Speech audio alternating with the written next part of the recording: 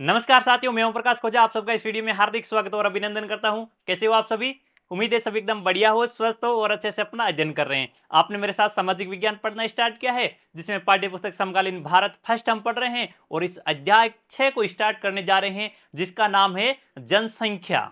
जनसंख्या मतलब जनसंख्या का अर्थ है जन की संख्या, अर्थात किसी स्थान पर निवास करने वाले लोगों की संख्या। इसका हम अध्ययन करने जा रहे हैं। अब आप कहेंगे कि सर भूगोल पढ़ रहे हैं, इसमें जनसंख्या का अध्ययन क्यों किया जाता है? तो इसकी भी हम चर्चाएं करेंगे और इस वीडियो में हम बात करने वाले हैं मानव संसाधन की। मानव संसाधन क्या होता है? अब देखिएगा, आपने एक शब्द सुना है, पाठ का नाम क्या है? अपने अध्याय का नाम है जनसंख्या। अब इस जनसंख्या वाले अध्याय में क्या पढ़ा जाता है? किसी स्थान पर कितने लोग निवास करते हैं, जन का अर्थ है लोग, और उनकी संख्या अर्थात उनकी संख्या कितनी है, वहां पर कितने निवास करते हैं। जैसे आप भारत में रहते हैं तो भारत में कितने लोग निवास करते हैं? भारत का एक राज्य है राजस्थान या उत्तराखंड, उत्तर प्रदेश, तो इनमें कितने लोग निवास करते हैं? केरल राज्य है तो केरल में कितने निवास करते हैं? अब इनकी संख्या हमें क्यों आवश्यक होती है? इनकी संख्या को जानना क्यों जरूरी होता है? हमें क्यों आवश्यकता महसूस हुई कि हमें जनसंख्या के बारे में पता लगाना चाहिए? जनगणना, जनसंख्या का आंकलन करने के लिए हम क्या करते हैं? इसके लिए जनगणना करते हैं, यानी कि लोगों की गणना करते हैं कि कितने लोग यहां पर निवास करते हैं। इन आंकड़ों की हमें क्यों आवश्यकता पड़ती है? इसी बिंदुओं पर हम चर्चाएं करेंगे कि हमें यह जनसंख्या, जनगणना क्या है, इनकी हमें क्यों आवश्यकता पड़ती है। अब देखो, इसके लिए आपको बता दें कि भूगोल एक ऐसा विषय है जिसमें प्राकृतिक संसाधनों और मानवीय संसाधनों दोनों का अध्ययन किया जाता है। भूगोल में क्या पढ़ते हैं हम? जैसे अभी आपने इस सब्जेक्ट को पढ़ना स्टार्ट किया था, जिसमें आपने पहले चैप्टर में क्या पढ़ा था? अपना चल रहा है भारत भूगोल। क्या चल रहा है भाई? भारत भूगोल चल रहा है इस आपके क्लास 9th के अंतर्गत। इस भारत भूगोल में सबसे पहले आपने क्या पढ़ा था कि भी भारत की स्थिति और विस्तार। भारत कहां पर स्थित है, इसका विस्तार कहां तक फैला हुआ है, इसकी हमने सामान्य सी जानकारी प्राप्त की कि हम जिस स्थान को पढ़ रहे हैं वो अपने गोले पर या फिर अपने ग्लोब पर कहां स्थित है। फिर हमने इसके भौगोलिक स्वरूप को जाना कि इसकी स्थलाकृतियां किस प्रकार के, यहां पर कौन कौन सी भौगोलिक भिन्नताएं पाई जाती है, इस भौगोलिक स्वरूप को पढ़ा। फिर आगे हमने इस भौगोलिक स्वरूप पर अफवाह प्रणाली को पढ़ा कि किस प्रकार से जल का वितरण पाया जाता है, किस प्रकार से नदियां प्रवाहित होती है, कहां पर झीलें हैं, पूरा हमने अफवाह तंत्र पढ़ा। अफवाह तंत्र के आगे हमने पढ़ते पढ़ते देखा कि भाई भारतीय क्षेत्र है, इस भारतीय क्षेत्र में कौन सी प्राकृतिक वनस्पतियां पाई जाती है, कौन सी हमारे जैव विविधताएं पाई जाती है। ऐसे हमने तमाम बिंदुओं पर, प्राकृतिक बिंदुओं पर हम चर्चाएं करते आ रहे थे। अब यहां पर जब प्राकृतिक बिंदुओं पर आप चर्चाएं करते आ रहे थे, तो उसमें चर्चा करते करते आपको यह आवश्यकता क्यों पड़ी कि हम इन प्राकृतिक बिंदुओं की चर्चा करते करते जनसंख्या पर आ गए कि हमें जनसंख्या, आपके लोगों की संख्या चाहिए। हमें भूगोल में तो प्राकृतिक बिंदुओं पर चर्चा की जाती है कि आपके पर्वत, पठार, नदियां, झीलें, मरुस्थल, या फिर आपके नदियां, या फिर स्थितियां भारत की, भारत में वन संपदा, जैव विविधता, इनकी चर्चाएं करते हैं। इन सब का अध्ययन भूगोल में मानव के परिप्रेक्ष्य में किया जाता है कि नदी, मरुस्थल, आपके पठार, मैदान, ये मानव के किस काम में आ सकते हैं। इन सब का अध्ययन मानव को केंद्र में रखकर किया जाता है कि ये सभी बिंदु या सभी प्राकृतिक संसाधन हैं, किस प्रकार से मानव के काम में आ सकते हैं। तो इसलिए हमें भूगोल में जनसंख्या की आवश्यकता पड़ती है कि किसी स्थान पर हम निवास कर रहे हैं तो वहां पर कितने लोग आवास करते हैं, तो उन लोगों के लिए ये प्राकृतिक संसाधन हमारे पास में है, वो उनके लिए कितने पर्याप्त हैं, इनकी कितनी कमी है। और अगर इनमें हम जैसे पूरा प्रशासनिक व्यवस्था संचालित करेंगे पूरे भारत के लिए, तो प्रशासन, ये हमारी सरकार के द्वारा इन लोगों के विकास के लिए, इनको अच्छा समाज प्रदान करने के लिए कोई योजना बनाएंगे, तो उस योजना को किस आधार पर बनाएंगे, उस योजना को लागू करने के लिए सरकार को कितना पैसा खर्च करना पड़ेगा, तो इसके लिए पता होना चाहिए कि वहां पर आपके जनसंख्या कितनी निवास करती है। इसलिए हमें इसे जनगणना की आवश्यकता पड़ती है। तो अब मानव की बात करें तो मानव है वो आपके अर्थव्यवस्था और समाज के लिए एक महत्वपूर्ण, यहां पर जो मानव पाया जाता है कि भाई जो हमारे समाज का अर्थव्यवस्था है और विकास है, उसके लिए मानव एक महत्वपूर्ण कड़ी है। अब महत्वपूर्ण कड़ी है तो ये जो मानव और यहां पर निवास करने वाले लोग हैं, ये संसाधन बनाते हैं और स्वयं उनका उपयोग करते हैं। अब संसाधन बनाते कैसे हैं? देखिएगा, एक उदाहरण लीजिएगा पेट्रोलियम का। पेट्रोलियम जिसके अंतर्गत क्या शामिल किया जाता है?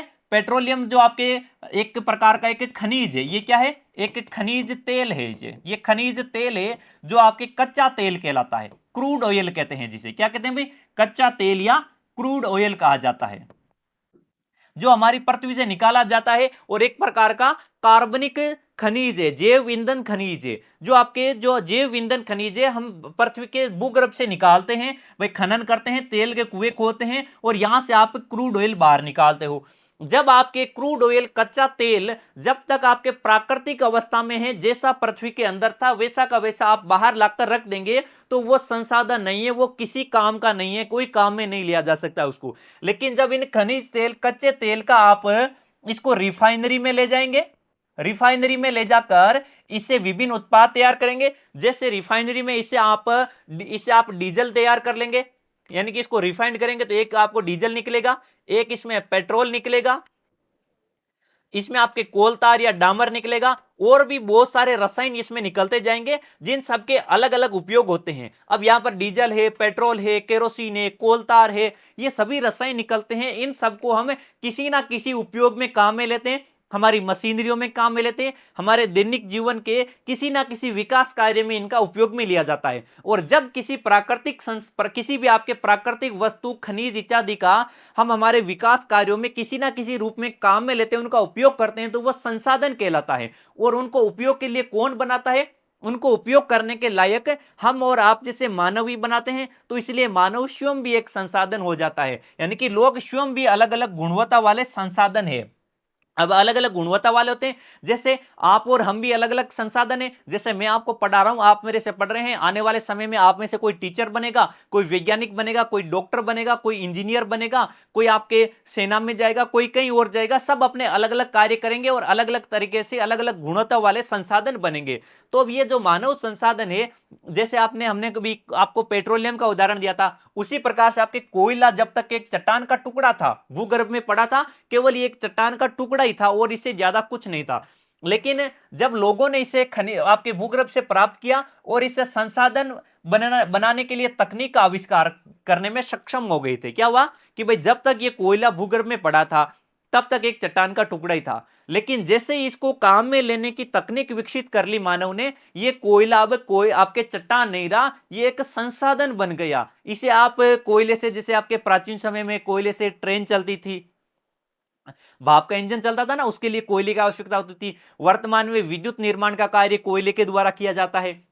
इसी प्रकार से आपके जैसे प्राकृतिक घटनाएं होती है, प्राकृतिक आपदाएं, जिसमें आपके बाढ़ है, सुनामी है, भूकंप है, भूस्खलन है, ये प्राकृतिक आपदाएं तो जब से पृथ्वी उत्पन्न हुई है, जब से पृथ्वी का उद्भव हुआ है और पृथ्वी का विकास हुआ है, तब से, जब से पृथ्वी आपके इस स्वरूप में आई है, तब से लेकर वर्तमान समय तक ये प्राकृतिक आपदाएं चलती आ रही है। ये प्राकृतिक आपदाएं तो प्रकृति की देन है, और इन प्राकृतिक घटनाओं और आपदाओं की वजह से आपके प्रकृति में कुछ परिवर्तन आते हैं, और परिवर्तन ही प्रकृति का नियम होता है। इसलिए ये तो आपकी घटनाएं तो चलती आ रही है, लेकिन ये आपदा कब बन जाती है?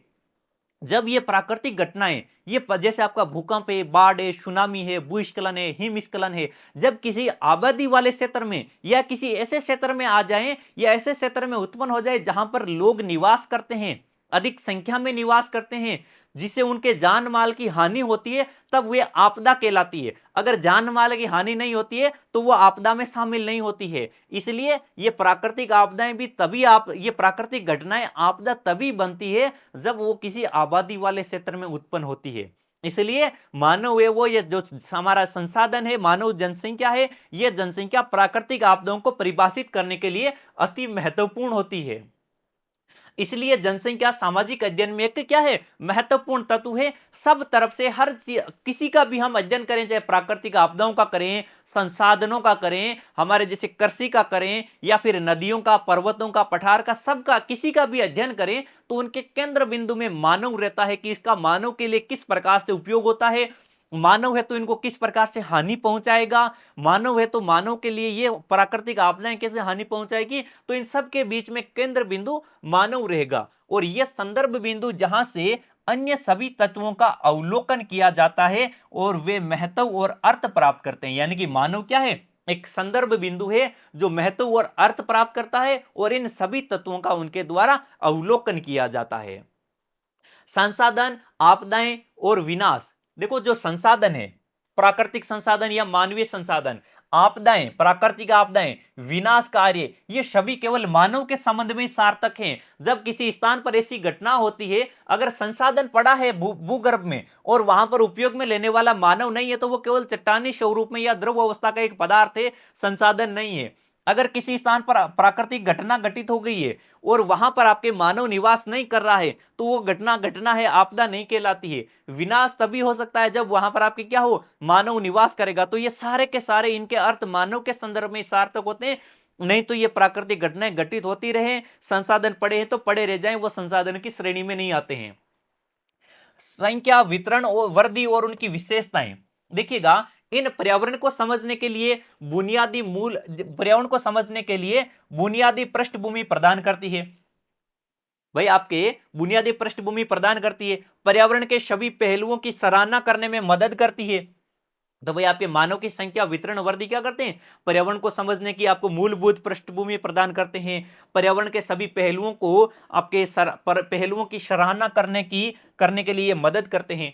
तो मनुष्य प्रकृति के संसाधन, पृथ्वी के संसाधनों के उत्पादक और उपभोक्ता है। हम और आप क्या हैं, जो पृथ्वी के हमारे प्राकृतिक संसाधन है, उनके उपभोक्ता भी हम हैं, उनके उत्पादक भी हम हैं। हाँ, जैसे हमें कोयला मिला है, पेट्रोलियम मिला है, ये प्राकृतिक रूप से उत्पन्न हुए हैं, लेकिन इन सब को आपसे आपके काम में लेने के अनुकूल किसने बनाया है, तो अनुकूल मानव ने बनाया है। अनुकूल बनाने के लिए ऐसी तकनीकें किसने विकसित की है, मानव ने विकसित की है। इसीलिए तो आपके मानव इनका उत्पादक भी है और उपभोक्ता भी है।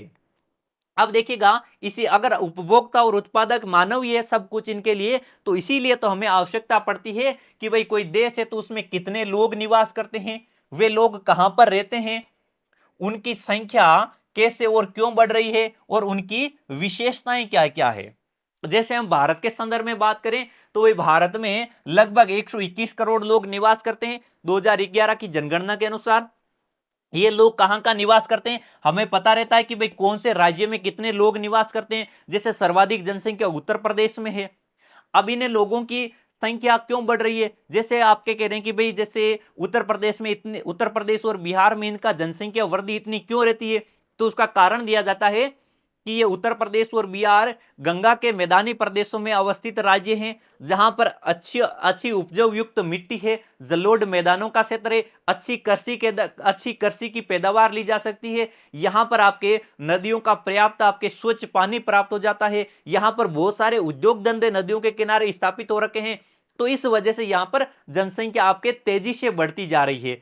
इनकी विशेषताएं क्या है, तो यहां पर हम लोग जब जब जनगणना करते हैं तो हम ये आंकलन करते हैं कि किसी स्थान पर कितने लोग निवास करते हैं, उनमें से महिलाएं कितनी हैं, उनमें पुरुष कितने हैं, उनकी साक्षरता क्या है, उनका व्यवसाय क्या है। ऐसी हम तमाम बिंदुओं पर हम चर्चाएं करते हैं, ताकि हमारी सरकारें जब भी कोई योजना बनाए, कोई विद्यालय ओपन करें, कोई उद्योग धंधे स्थापित करें या किसी भी प्रकार का विकास कार्य करें, तो पता रहता है सरकार को कि इसको काम में लेने के लिए, इसका लाभ प्राप्त करने वाले कितने लोग होंगे, वो कि जो वो पुरुष होंगे, महिलाएं होंगे, या किसान होंगे, या उद्योगों में काम करने वाले होंगे, या सेवा सेक्टर में काम करने वाले अन्य लोग होंगे। तो इस प्रकार से हमें इनकी जानकारी रखना आवश्यक हो जाता है, और इसीलिए यहां पर भारत में और विभिन्न देशों में जनगणना का कार्य किया जाता है। अब जब भारत में जनगणना की बात की जाती है, तो जनसंख्या की आधिकारिक गणना समय समय पर की जाती है। जैसे भारत में सबसे पहले जनगणना 1872 में की गई, और यह जनगणना का कार्य अंग्रेजों के द्वारा किया गया, अंग्रेजों द्वारा किया गया कार्य था, यानी कि ब्रिटिश सरकार के द्वारा, ब्रिटिश सरकार द्वारा यह कार्य किया गया। अब ब्रिटिश सरकार से कैसे, क्योंकि यहां पर लगभग 190 साल तक अंग्रेजों ने भारत में शासन किया है। तो उसी यानी कि जब 1757 में प्लासी का युद्ध हुआ था अंग्रेजों और जैसे आपके बंगाल के मध्य, और उसके युद्ध में हारने के बाद अंग्रेज जीत गए थे उस युद्ध को और भारत में शासन करना प्रारंभ कर दिया था। उसी के बाद में आपके 1857 का पहला स्वतंत्रता संग्राम हुआ, लड़ा गया था भारतीयों के द्वारा अंग्रेजों को भगाने के लिए, लेकिन उसमें कुछ कमियां रह गई और हम अंग्रेजों को भगा नहीं पाए थे। तो अंग्रेजों ने अपनी जड़ें और मजबूत की और 1947 तक यहां पर शासन किया था। फाइनली हम 1947 में उनको यहां से भगाने में सफल रहे थे। तो उसी बीच में 1872 में अंग्रेजों के द्वारा पहली बार जनगणना करवाई गई थी, लेकिन ये 1872 की जनगणना संपूर्ण भारत की जनगणना नहीं थी। ये जनगणना केवल ब्रिटिश राज्यों में ब्रिटिश भारत के राज्यों में की गई जनगणना थी। अब देखो, उस समय जब अंग्रेजों का शासन था तो भारत में दो प्रकार के राज्य थे। एक राज्य जो सीधे अंग्रेजों के नियंत्रण में थे, वो ब्रिटिश भारत के राज्य कहलाते, और एक देसी रियासतें या देसी राज्य थे जो सीधे ब्रिटिश सरकार के अधीन नहीं आया करते थे। वो आपके राजा महाराजाओं की रियासतें हुआ करती थी, जिन पर उनका वंशानुगत शासन चलता, और वो किसी एक अंग्रेज अधिकारी या पॉलिटिकल एजेंट के माध्यम से अंग्रेजों के साथ एक संधि में हुआ करते थे। तो जो ये 1872 की जनगणना थी, केवल ब्रिटिश भारत के राज्यों में हुई थी। इसके बाद 1881 ईस्वी में संपूर्ण भारत में पहली जनगणना की गई, जो ब्रिटिश भारत में और रियासतों को मिलाकर की गई एक जनगणना थी। उसके बाद में 1881 के बाद में प्रत्येक 10 वर्ष के बाद में जनगणना का कार्य किया जाता है, और इनमें से आपके जो 1881, फिर 1891, 1901, इस प्रकार से जनगणना के कार्य किए जा रहे हैं। इन कार्यों में आजादी के बाद में पहली जनगणना कब हुई थी? आजादी के बाद में पहली जनगणना 1951 ईस्वी में होती है। कब होती है भाई? आजादी के बाद पहली जनगणना का कार्य 1951 ईस्वी में होता है। 1947 में देश आजाद होता है, उसके बाद में 1951 ईस्वी में पहला जनगणना का कार्य होता है। भारत में अभी नवीनतम जनगणना की बात करें तो नवीनतम जनगणना आपके 2011 की जनगणना है। 2011 के बाद में 21 में जनगणना होनी थी। 2021 में जनगणना होनी थी, एक प्रस्तावित जनगणना थी, लेकिन क्या हुआ था? 2020 में आ गया कोरोना काल। क्या हो गया? 2020 और 21 के समय में आ गई थी कोरोना महामारी, और इस कोरोना महामारी की वजह से जनगणना का कार्य नहीं हो पाया। इसलिए नवीनतम जनगणना है आपके 2011 की जनगणना। अब 21 वाली प्रस्तावित है, कब तक होती? अभी हमारी एनसीईआरटी की किताबों में अब 2011 की जनगणना के आंकड़े ही चलते आ रहे हैं, तो हमारा पूरा अध्याय इस 11 की जनगणना के इर्द गिर्द ही रहने वाला है। जनगणना में हमें कौन कौन से आंकड़े प्राप्त होते हैं? तो जनगणना में देखिएगा, आपको जनसांख्यिकीय आंकड़े प्राप्त होते हैं, यानी कि यहां पर लोग कितने निवास करते हैं, उन लोगों में महिला पुरुष कितने हैं, प्रति वर्ग किलोमीटर क्षेत्रफल में कितने लोग निवास करते हैं, किस राज्य में कितने निवास है, किस केंद्र शासित प्रदेश में कितने निवास कर रहे हैं। यहां पर आपको सामाजिक, आपके साथ ही साथ ये भी प्राप्त होता है कि कितने लोग साक्षर हैं, कितने लोग आपके पढ़े लिखे नहीं है, पढ़ना लिखना नहीं जानते हैं। हमें सामाजिक आंकड़े प्राप्त होते हैं कि किस प्रकार की सामाजिक व्यवस्था है, किस धर्म के कितने लोग हैं, कौन सी भाषा को बोलने वाले लोग कितने हैं। साथ ही साथ हमें आर्थिक आंकड़े प्राप्त होते हैं कि भाई उनकी आर्थिक दशाएं क्या है, यहां पर निवास करने वालों की, उनके आय का साधन क्या है, उनका व्यवसाय क्या है, वो कार्य क्या करते हैं, क्या वो कृषि कार्य में लगे हैं या फिर उद्योग धंधों के कार्यों में हैं, या कोई व्यवसाय कर रहे हैं या सेवा क्षेत्र में कार्य कर रहे हैं। तो इस प्रकार के तमाम आंकड़े हमें प्राप्त होते हैं, यानी कि जनगणना के माध्यम से बहुत से आंकड़े प्राप्त किए जाते हैं। तो इस वीडियो का आपका लर्निंग आउटकम्स रहता है कि भारत में मानव संसाधन और जनगणना। भाई मानव संसाधन क्या है, मानव संसाधन का किस प्रकार से उपयोग में मानव संसाधन है वो किस प्रकार से संसाधन बनता है, किस प्रकार से प्राकृतिक तत्वों को आपके संसाधन में कन्वर्ट करके उनका उपभोग करता है। इस प्रकार से हमने मानव संसाधन के रूप में हमने विस्तार से चर्चाएं की। उम्मीद करते हैं कि आपने इन सबको अच्छे से समझ लिया है। तो आपका छोटा सा टेस्ट हो जाए, और पहला सवाल आपकी स्क्रीन पर है। जनसंख्या के बारे में निम्नलिखित में से कौन सा कथन सत्य है? जनसंख्या के बारे में 4 कथन दे रखे हैं, इनमें से आपको पहचानना है कि कौन सा कथन सत्य है। ऑप्शन ए में दिया है, इनका आपदाओं से कोई संबंध नहीं है, जनसंख्या का आपदा से कोई संबंध नहीं है। ऑप्शन बी में दिया है, संसाधनों और आपदाओं को परिभाषित करने में महत्वपूर्ण भूमिका निभाता है। ऑप्शन सी में दिया है, यह सामाजिक अध्ययन में एक आवश्यक कारक नहीं है। ऑप्शन डी में दिया है, इसका आर्थिक विकास पर कोई प्रभाव नहीं पड़ता है। तो देखो, जनसंख्या के बारे में आपको पूछा है कि सत्य कथन कौन सा है, तो देखो, इनका आपदाओं से कोई संबंध नहीं है, यह कथन गलत है भाई। इनका आपदाओं से सीधा सीधा संबंध है। तो एकदम सार्थक संबंध क्या है? मानव और आपदा का सार्थक संबंध है। अगर किसी स्थान पर कोई प्राकृतिक घटना हो रही है और उस प्राकृतिक घटना के समय पर वहां पर आपके सघन जनसंख्या बसाव है, तब तो वो प्राकृतिक आपदा है, और अगर मानव बसाव वहां पर नहीं है तो वो आपदा नहीं मानी जाती है। इसी प्रकार से संसाधनों और आपदाओं को परिभाषित करने में आपके महत्वपूर्ण भूमिका निभाती है। बिल्कुल, जनसंख्या आपके संसाधनों और आपदाओं को परिभाषित करने में महत्वपूर्ण भूमिका निभाती है।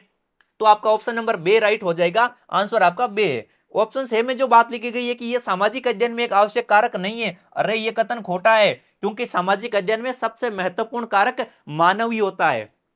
इसका आर्थिक विकास पर कोई प्रभाव नहीं पड़ता है। अरे जनसंख्या ही तो है जो आर्थिक विकास का कार्य करती है, अपने आप आर्थिक विकास थोड़ी होता है। इसलिए ये आपके कथन गलत है, इसका आर्थिक विकास पर सीधा सीधा और प्रत्यक्ष प्रभाव पड़ता है।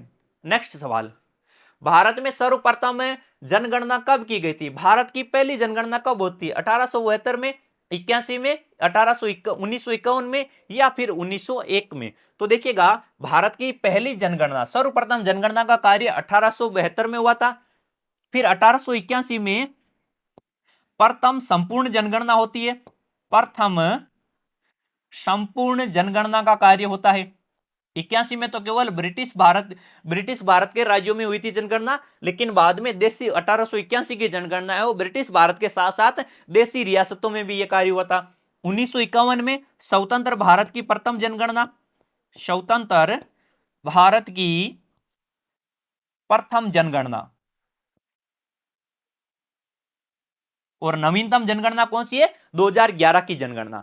और इसी के साथ में इस वीडियो को हम यहीं पर फिनिश करते हैं और उम्मीद करते हैं कि आपको यह वीडियो अच्छा लगा होगा। जनसंख्या जनसंख्या का कार्य, जनगणना का कार्य क्यों किया जाता है, जनगणना किस प्रकार से महत्वपूर्ण होती है हमारी नीति निर्धारण में, योजना निर्माण में किस प्रकार से जनसंख्या का और जनगणना का योगदान होता है। उम्मीद करते हैं कि आपने इन सबको अच्छे से समझ लिया है। तो वही हम आपसे मिलते हैं नेक्स्ट वीडियो में। तब तक आप सभी का धन्यवाद। हंसते रहें, मुस्कुराते रहें और मस्त रहें। जय हिंद।